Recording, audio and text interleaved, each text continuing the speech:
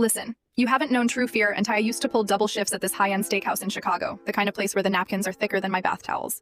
I've seen it all. But there's one first date that still lives rent-free in my head. This guy walks in, looking like he just stepped out of a J. Crew catalog.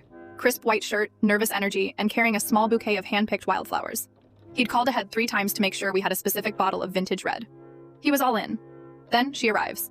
She doesn't look at him. She doesn't look at the flowers. She just looks at her reflection in the butter knife and sighs. Within 2 minutes, she's ordered the most expensive Wagyu on the menu and a double martini, while he's sipping tap water and trying to tell a story about his golden retriever. She literally interrupts him mid-sentence to say, "Is this story going somewhere? Because my phone is at 10% and this conversation is at 0. The air in the booth just froze. He didn't get mad, he didn't make a scene, he just sat there, took a slow sip of his water and called me over.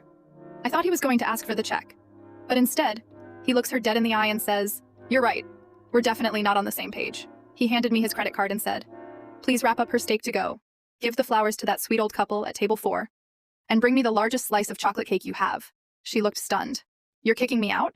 He just smiled, totally calm, and said, "No, I'm just fast-forwarding to the part where I enjoy my night." She huffed out of there so fast she almost tripped on the rug. He sat there for an hour, ate every bite of that cake, and tipped me $50. The best part? A month later, he came back with a girl who was wearing a faded band tee. They shared a burger, laughed until they cried, and kept the wildflowers he brought her right in the middle of the table. Sometimes, losing a bad date is the biggest win of the night. And honestly, that cake looked delicious. He didn't get mad, he didn't make a scene, he just sat there, took a slow sip of his water and called me over.